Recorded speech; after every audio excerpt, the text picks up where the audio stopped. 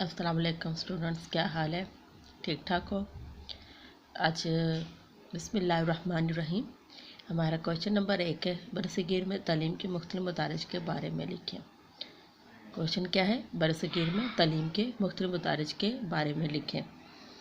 बरसगीर में तालीम के मुख्तलिफ मदारिज दर्जा झैल है। नंबर 1 इब्तदाई तालीम, नंबर 2 सानवी तालीम और नंबर 3 आला तालीम। बिल्कुल वैसे ही जैसे हमारी आजकल तालीम की एग्ज़ाम हमने फ़र्स्ट ईयर में भी पढ़ी थी कि इब्तदाई तालीम या प्राइमरी तालीम, एलिमेंट्री या सेकेंडरी तालीम और आला तालीम। इसी तरह बरसगीर में भी तालीम के 3 मुख्तलिफ मदारिज हैं। नंबर 1 इब्तदाई तालीम, नंबर 2 सानवी तालीम, नंबर 3 आला तालीम। अब हम देखते हैं इनके डिटेल देखते हैं, इनकी वजाहत देखते हैं कि इब्तदाई तालीम क्या थी।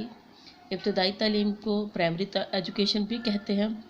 इब्तदाई तालीम का इंतज़ाम मकतब में होता था।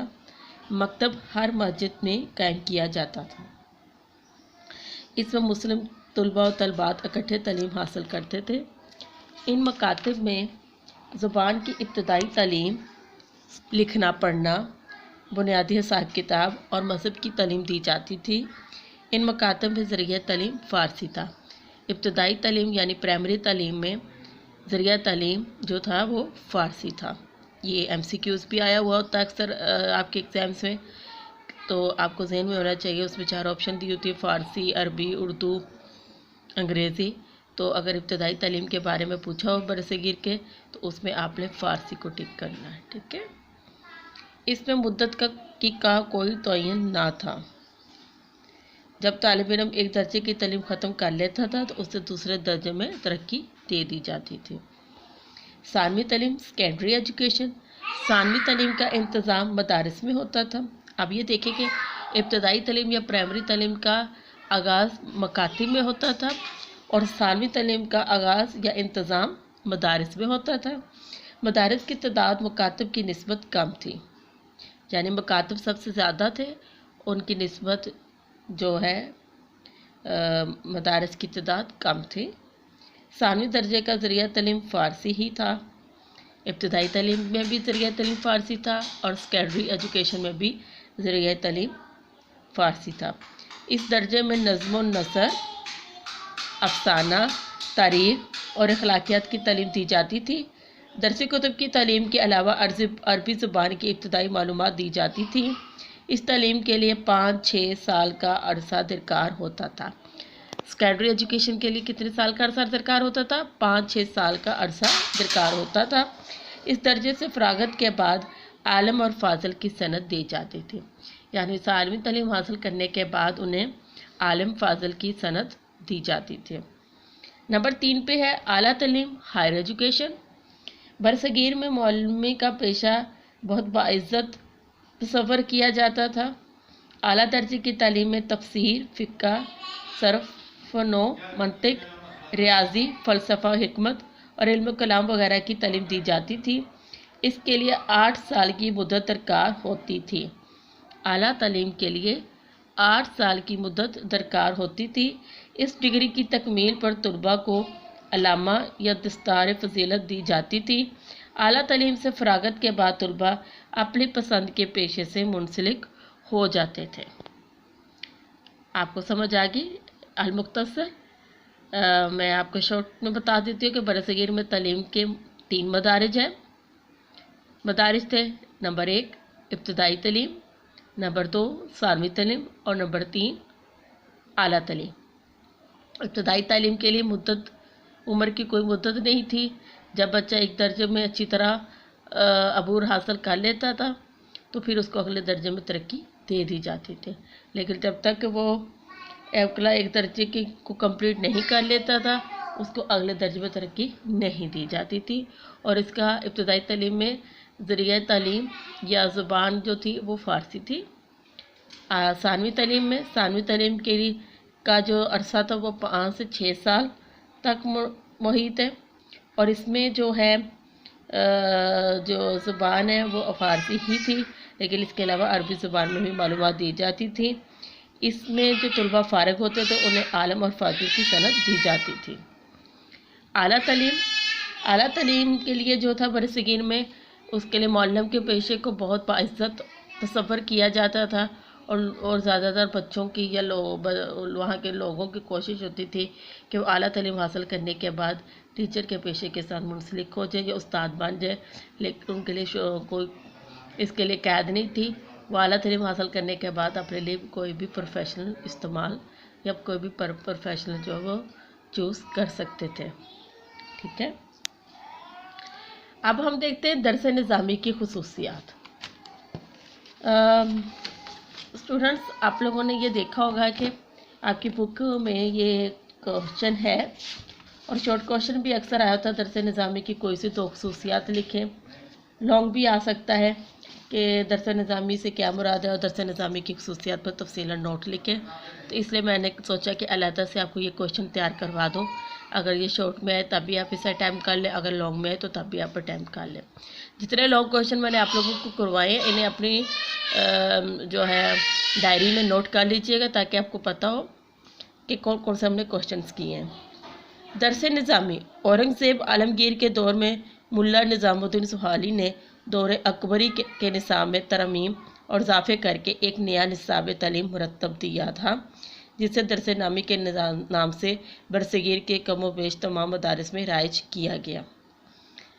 औरंगज़ेब आलमगीर का दौर चल रहा था तो उस वक्त के जो मुल्ला थे निज़ामुद्दीन सुहानी, उनके नाम से इन्हें दरस निज़ामी रखा गया। उसने दौर अकबरी के निसाब में, जो दौर अकबरी का निसाब पढ़ाया जा रहा था, उसके अंदर उसने तरमीम की और कुछ चीज़ों का इजाफा करके एक नया निसाब जो था वो मुतारिफ़ करवाया था। इस दौर में मनकुलात की बजाय माकुलात की तरफ मज़ीद झुकाव हुआ। मनकुलात होता है किसी चीज़ से नकल किया गया, ठीक है, और माकुलात होता है जो आप अपनी अक्ल से इस्तेमाल करते हैं। तो ये था कि इस दौर में मनकुलात की बजाय माकुलात की तरफ मज़ीद झुकाव हुआ। मुल्ला निज़ामुद्दीन ने निसाब में मज़ीद किताबों का इजाफा किया। निसाब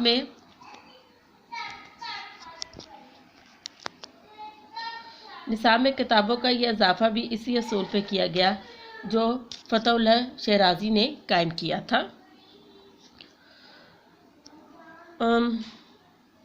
यानी माकुलात की किताबों में इजाफा करना।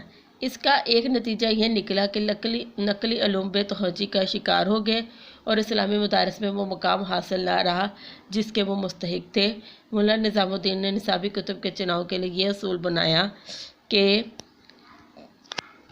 हर इल्म को फ़न को मुश्किल से मुश्किल किताब तुलबा के मुताले में आए। यानी मुल्ला निज़ामुद्दीन के मुताबिक निसाबी कुतुब के चुनाव के लिए असूल बनाया गया कि तुलबा हर उस फ़न को सीखे जो मुश्किल से मुश्किल भी है, उसके लिए भी वो तुलबा उसका मुताला करे। दरस निज़ामी के राइज होने से नकली उलूम इस बेतहजी का शिकार हुए थे, इसका अजाले के लिए शाह अब्दुर्रहमान ने मदरसा रहीमिया दिल्ली में कुरान और हदीस को दोबारा निसाब की मरकज़ी हैसियत देने की तहरीक शुरू की। इनके बाद इनके फर्जंद शाह वलीउल्लाह ने भी इस तहरीक को आगे बढ़ाया। दरस निज़ामी के निसाब में जो खामियाँ थी, इन पर सेहतमंदाना तनकीद करते हुए कुरान और हदीस के इल्म को तरक्की दी।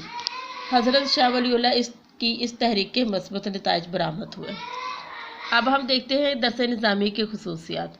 ये देखिए कि दरस निज़ामी में क्योंकि बताया गया कि माकुलात की तरफ ज़्यादा झुकाव था और मनकुलात को पीछे कर दिया गया। अब मनकुलात पे हमारे पास क्या जाता है, कुरान और हदीस, वो चीज़ें जिनको हम चेंज नहीं कर सकते, उनको एज इट नकल करके आगे तुलबा तक पहुँचाया जाता था ताकि तुलबा जो है अपने मज़हब के साथ लगाव रख सके।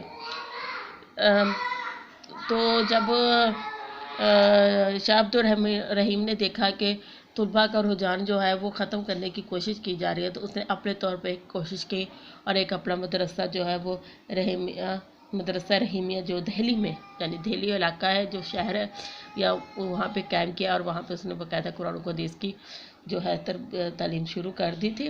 बाद में उनके फर्जंद यानी बेटे शाह वलीउल्लाह ने इस काम को सर अंजाम दिया और जिसके बहुत ज़्यादा मस्बत नताइज सामने आए। अब हम ज़रा से ये भी देख लेते हैं कि आखिर दरस निज़ामिया की खसूसियात क्या क्या थी। दरस निज़ामी का आगाज़ आज से करीबन 400 साल कबल औरंगज़ेब के अहद में हुआ, लेकिन आज भी ये निसाब हमारे बहुत से दीनी मदारस में बाज़ तब्दीलियों और इजाफ़ों के साथ अपनी कई एक खसूसियात की बिना पर राइज है। दरस निज़ामी के निसाब की चंद अहम खसूसियात मदरजा झैल है। नंबर 1, इस निसाब में फ़लसफ़ा और मंतिक वगैरह की निस्बत कुरान और हदीस पर तवज्जो कम थी। आप लोग नोट करते हैं कि आज का भी जो निसाब हम पढ़ रहे हैं उसमें भी ज़्यादातर फ़लसफ़ा मंतिक भी को ही तरजीह दी जाती है और कुरान और हदीस पर तवज्जो कम थी। और आज भी वही हाल है हमारा कि हम फ़लसफ़ा मंतिक के बारे में तो हम हज़ारों मिनट बात कर सकते हैं, लेकिन कुरान और हदीस के बारे में क्योंकि हमें नहीं पढ़ाया जाता स्टार्ट में ही, तो इसलिए हमारे पास नॉलेज कम होने की वजह से हम ज़्यादातर राब्ता मौलवी जो उलमा कराम से करते हैं। निसाब में तारीख़ और जोग्राफिया जैसे अहम मज़ामीन शामिल ही नहीं थे। निसाब में तारीख़ और जोग्राफिया जैसे अहम मज़ामीन शामिल नहीं थे। सरफ़ नौ की कई किताबें निसाब में शामिल थीं। दरस निज़ामी के निसाब की एक खसूसियत ये है, ये क़ुव्वत मुताला क़वी हो जाता था। ठीक है। नंबर 5, दरस निज़ामी के निसाब में मालूमात की वसअत की बजाय फ़हम तदब्बर और सोच विचार पर जोर दिया गया था। यानी कि मालूमात की वसअत की बजाय कि आपके पास वो मालूमात का एक ज़रख़ीज़ा हो, उसकी निस्बत इस चीज़ पर जोर दिया गया कि आपके पास जो भी मालूमात हो उसके अंदर, उस वजह से आपके अंदर फ़हम हो, अक्ल हो, आपके अंदर सोच विचार करने की, अपने प्रॉब्लम सॉल्व करने की सलाहियत मौजूद हो। यहाँ इसकी कुछ खामियाँ थी, वहाँ इसकी बहुत सारी खूबियाँ भी हैं।